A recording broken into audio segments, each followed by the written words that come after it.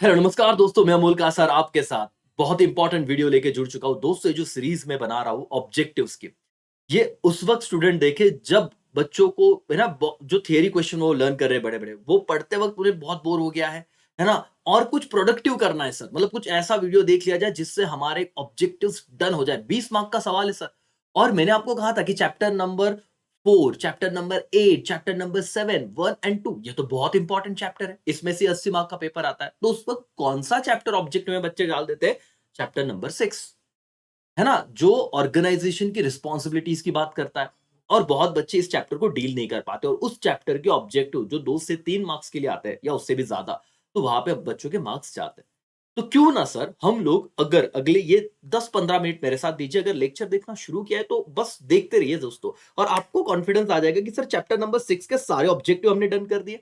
आ जाइए, अपना text book आप निकाल लीजिए, और यस दोस्तों, आप एकेसीए फैमिली का पार्ट बन जाए, ये सब्सक्राइब करके चैनल को, वीडियो को लाइक करके, ताकि आगे आने वाले सारे जो एक्सक्लूसिव वीडियो है वो आपको पहले पता चल जाए, है ना। कोई भी चीज मिस ना हो, तो आपको तो पार्ट बनना पड़ेगा, उसके बिना बहुत सारी चीजें आप तक पहुंचेगी ही नहीं। यस और नो, तो खुद के लिए वो चीज कीजिए। चलो सर, कितने क्वेश्चन है? A B C D E F G H I तक, मतलब 9 क्वेश्चन में से हम 1 सेंटेंस छोड़ेंगे, बाकी सब कंप्लीट कर लेंगे। और दोस्तों, अब तक का ट्रेंड है, अब तक का इतिहास है, अब तक का पैटर्न है कि ओसीएम और एसपी में जो ऑब्जेक्टिव्स पूछे जा रहे हैं वो टेक्स्ट बुक के नीचे के ही है। अगर सब हमने समझ के कर लिए तो बिना समय गवाए हम लोग शुरू करते हैं। आप लोग दिल थाम के बैठ जाइए और मेरा पूरा लेक्चर देखिए, सुनिए, और आपके ऑब्जेक्टिव मेरे साथ अगले 10 से 15 मिनट में चैप्टर नंबर 6 डन हो जाएगा करके। देखिए दोस्तों, सबसे पहला हम लोग ये क्वेश्चन पढ़ रहे हैं। Correct the underline word and rewrite the sentence. Already पिछले वीडियो में मैंने बताया, जब रीराइट आएगा तो आपको सिर्फ करेक्ट आंसर लिख के नहीं चलेगा, आपके मार्क्स कट हो जाएंगे। पूरा सेंटेंस आपको वापस लिखना है, और जो करेक्ट कर रहे हो उसे वापस अंडरलाइन करना ही है सर। पहला, social responsibility is narrower term than legal responsibility. बेटा बहुत इंपॉर्टेंट चीज है, मतलब आपने चैप्टर नहीं भी पढ़ा रहेगा ना, अब ध्यान से इसे देखिए मैं क्या कह रहा हूं। जो सोशल रिस्पॉन्सिबिलिटी है वो नैरो नहीं। कौन सा टर्म है बेटा, ये लिख लीजिए, मैंने यहाँ पे लिख के भी लाया ताकि स्पेलिंग में बोल रहा हूँ वो क्या स्पेलिंग है सर, आप उसको स्पेल भी कर लीजिए, लिख लीजिए, ताकि दिक्कत ना हो।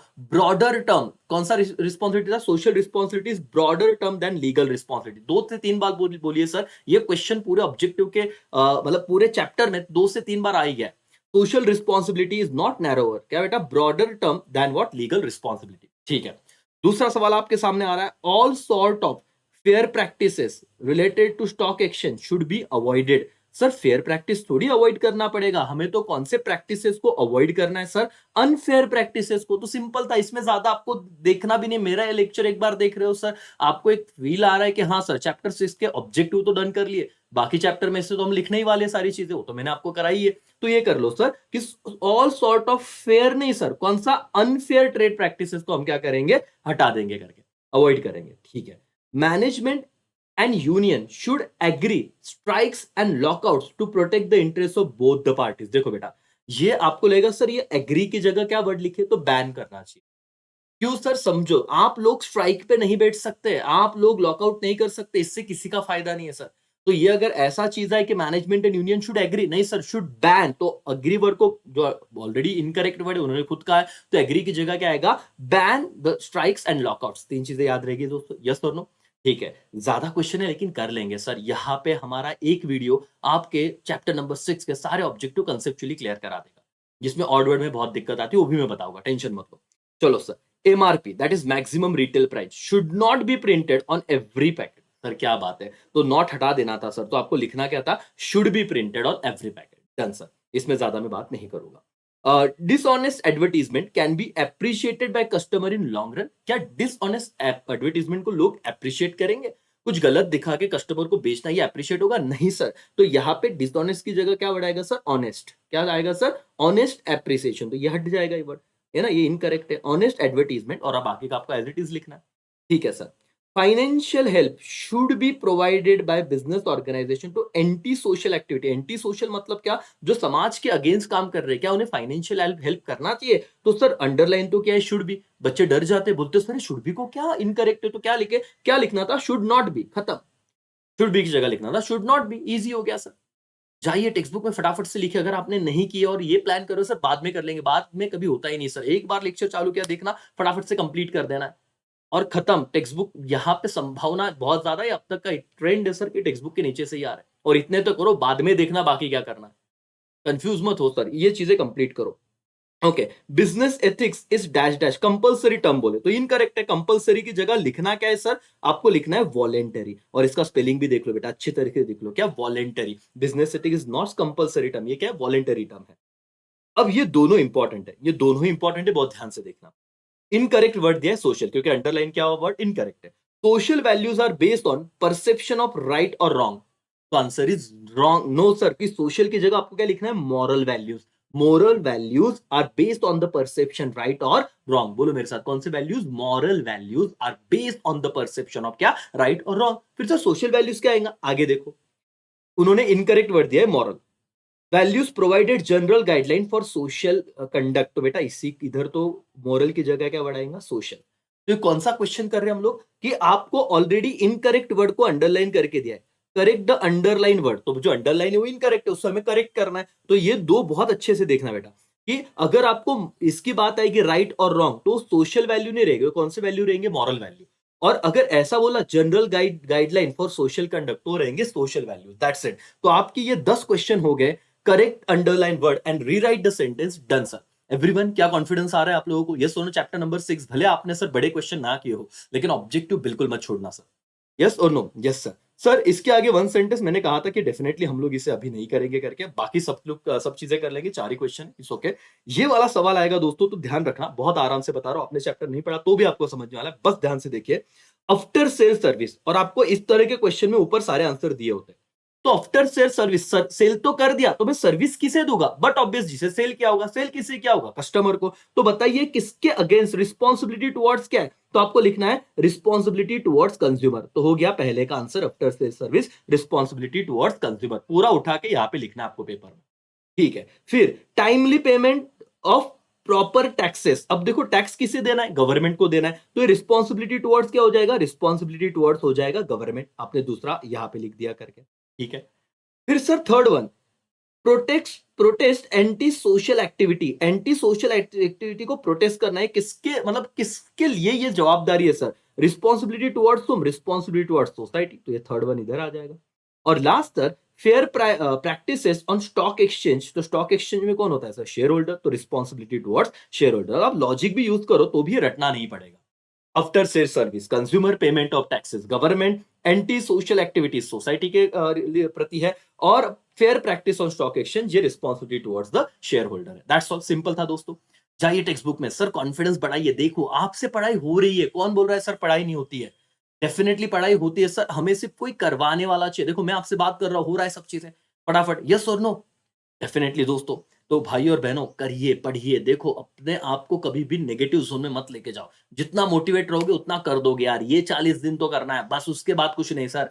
एक बार एग्जाम हो गया, डन सर, फिर कौन बोलने वाला है पढ़िए करके, यस और नो। तो जब तक पढ़ रहे हो शिद्दत से पढ़ो। जी वाला पार्ट खत्म हो गया सर, अब हम आते हैं रिवर्स में। यहाँ पे बहुत बच्चों को दिक्कत आती है, तो बहुत ध्यान से इस क्वेश्चन को मेरे साथ कर लेना दोस्तों, यस और नो, यस सर, बहुत अच्छे से देखना, समझ लेना, ताकि आपको कोई दिक्कत ना आए करके। चलो यहां पे ध्यान दीजिए sir, complete the sentence, chapter number 6 काम कर रहे हैं, बहुत इंपॉर्टेंट है सर, क्योंकि बहुत बच्चों ने चैप्टर स्किप किया हुआ है, तो उनके लिए ऑब्जेक्टिव करना मैंडेटरी हो जाता है दोस्तों। ध्यान दीजिए, business organisation can maximise profit by dash dash wastage, अब क्या लिखे सर, तो समझो कि हम प्रॉफिट को तब मैक्सिमाइज करेंगे जब वेस्टेज को क्या करेंगे, minimising. Maximise profit by minimising wastage, तो लिखिए मिनिमाइजिंग क्या, वेस्टेज, लिख लीजिए इस वर्ड को। और टेक्स्ट बुक के पहले खत्म कीजिए सर, बाकी आप 1000 एमसीक्यूज करना ये आपकी मर्जी, लेकिन यही से आने वाला है, मेरी बात को मानिए, समझिए और भरोसा रखिए। और इस लेक्चर के बाद आपका ये तो कॉन्फिडेंस हो जाएगा, चलो चैप्टर 6 का ऑब्जेक्टिव तो हो गए भाई। ओके चलो बताओ, business organisation can maximise profit by minimising wastage, और भी पूरा लिखना अगेन, ठीक है।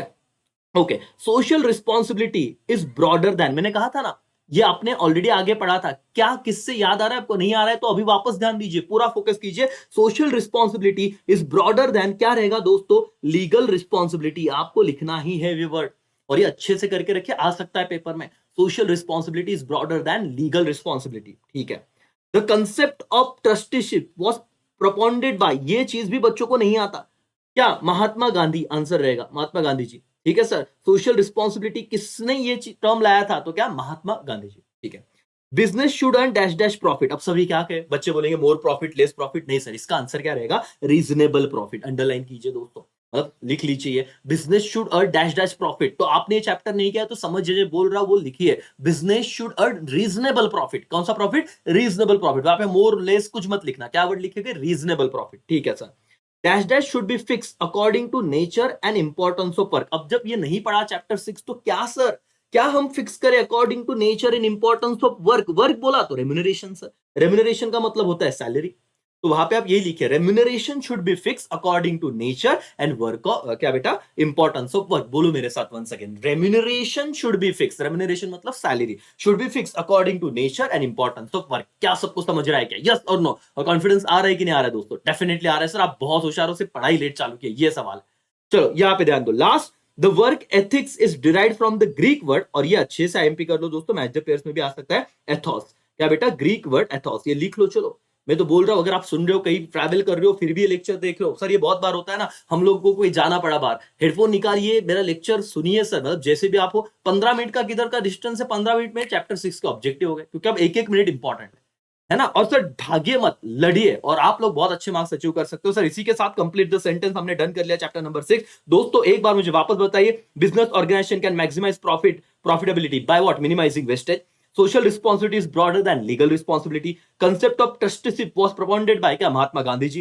Business should earn which profit? Reasonable profit. Very good. Dash should be fixed according to nature and importance of work. क्या? Remuneration. And ethics, the word ethics derived from Greek word क्या? Ethos. Done हो गया दोस्तों, 2 बार मैंने करा दिया है, तो अभी इसमें कोई दिक्कत नहीं आनी चाहिए। फाइंड ऑड वर्ड में बहुत बच्चों को प्रॉब्लम होता है, क्योंकि इसी चैप्टर के ऑड वर्ड नहीं आते, और 1 मार्क्स भी क्यों खोए सर? 20 में से 20 तो हमने वो टारगेट किया ही है। समझिए इस बात को दोस्तों। ओके, जरा इस पॉइंट को अच्छे से समझिए, फिर मैं आपको एक्सप्लेन भी करता हूं। जॉब सिक्योरिटी किसको देते हैं? वर्कर को।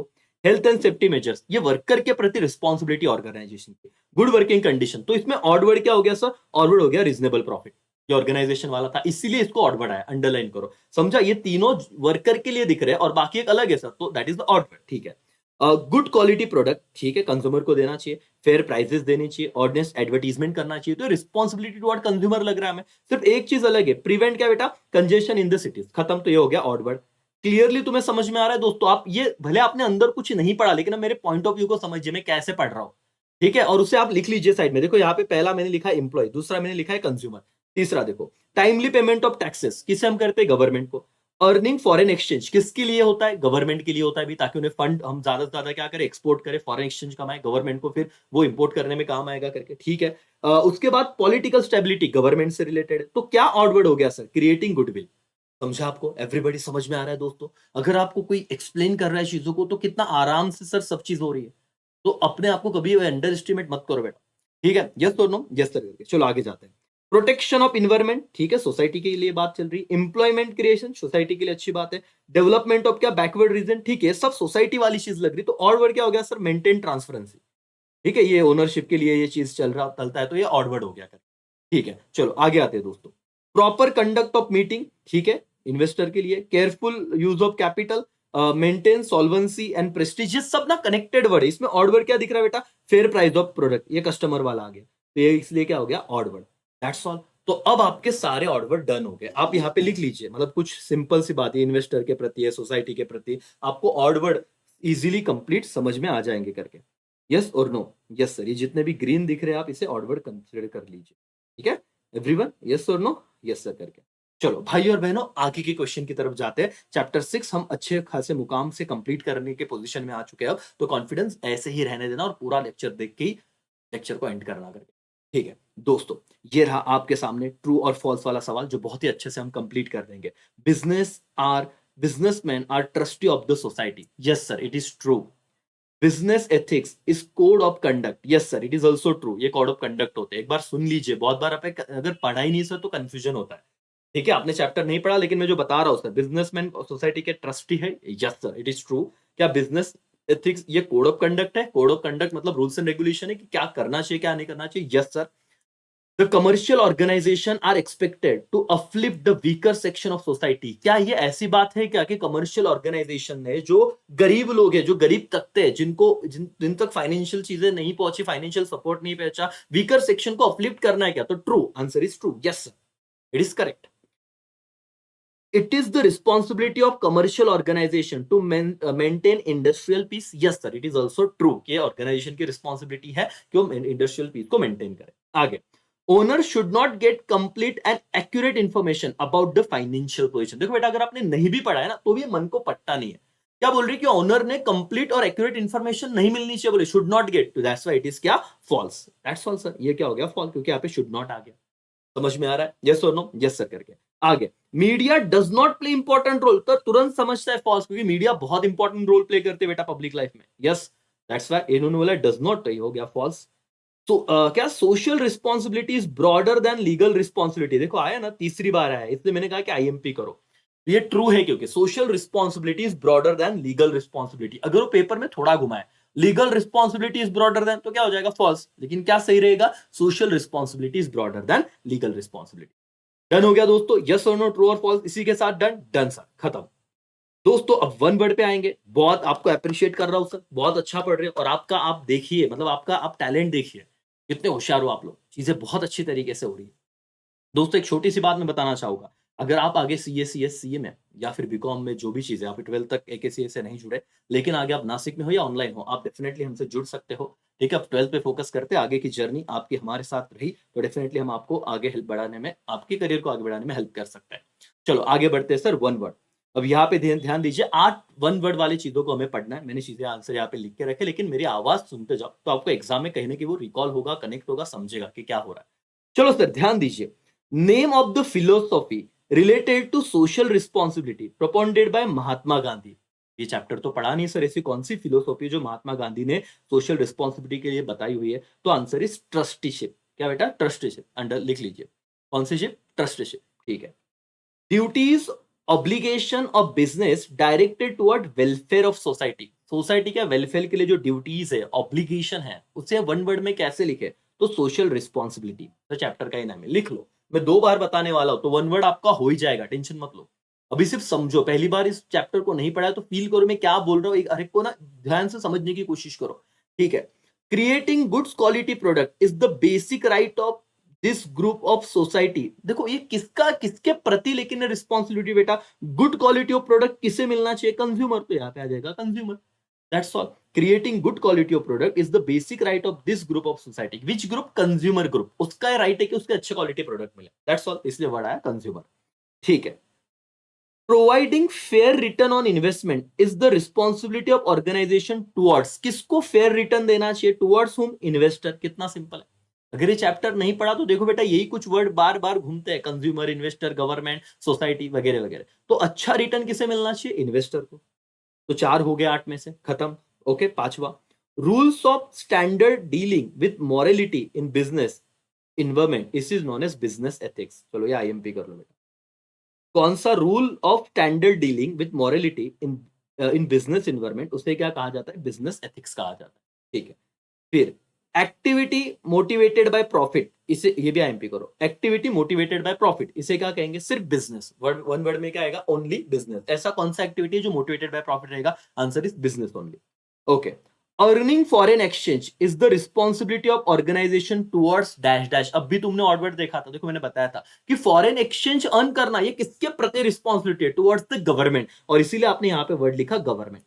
ओके. अर्निंग फॉरेन एक्सचेंज किसके लिए जवाबदारी, बिजनेस से किसके लिए करना चाहिए, फॉर द गवर्नमेंट. ठीक है सर.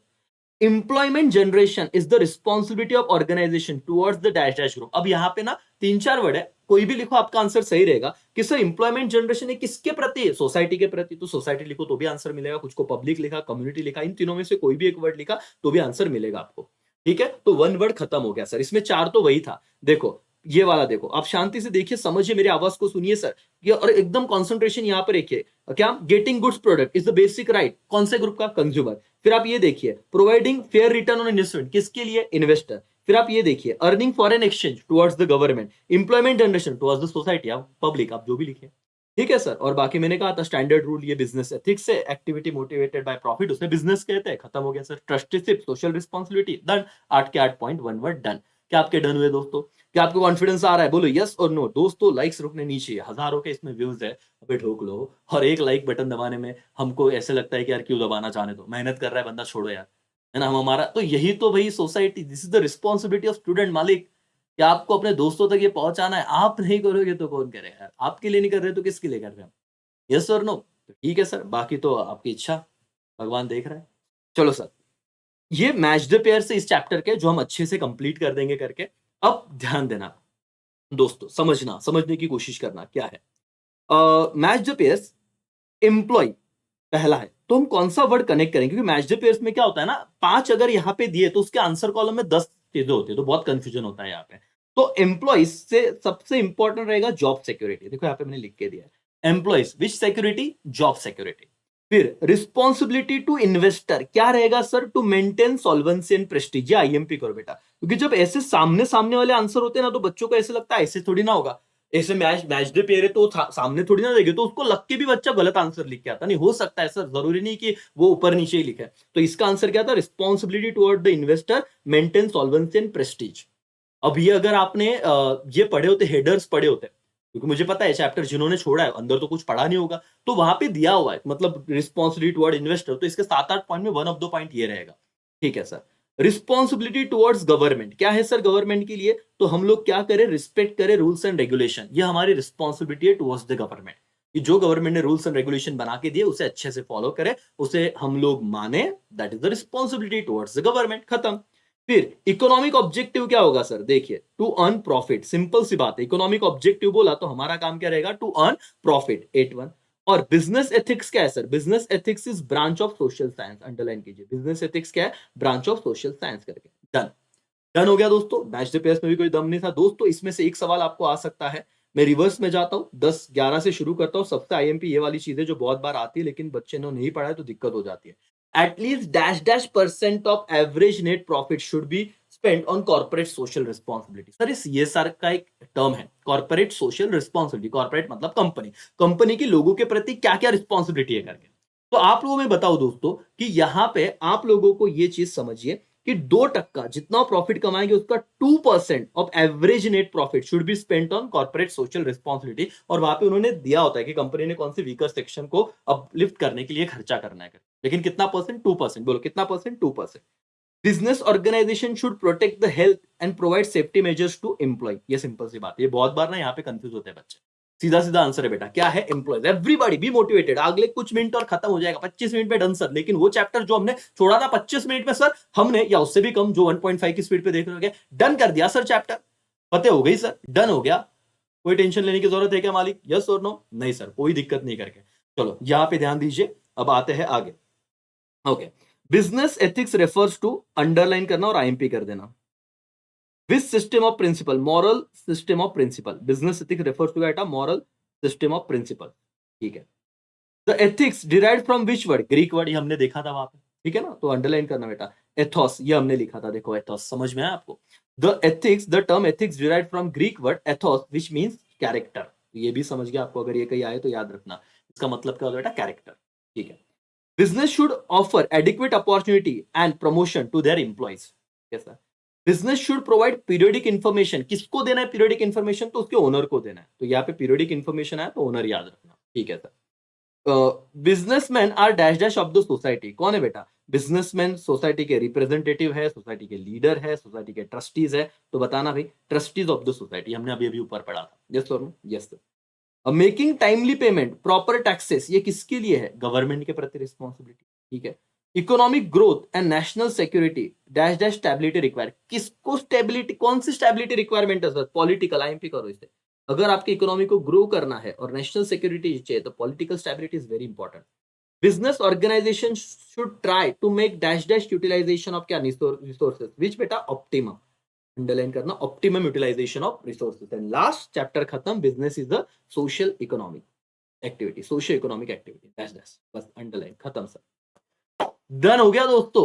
देखो, चैप्टर नंबर 6 छोड़ना है, बहुत बच्चों ने स्किप किया हुआ है। मतलब बड़े बड़े आंसर नहीं लर्न होते क्योंकि सर अदर इंपॉर्टेंट चीजें है ना, लेकिन उसके ऑब्जेक्टिव सर बेटा बहुत इंपॉर्टेंट है और ओसीएम में टेक्स्ट बुक के नीचे के आते हैं।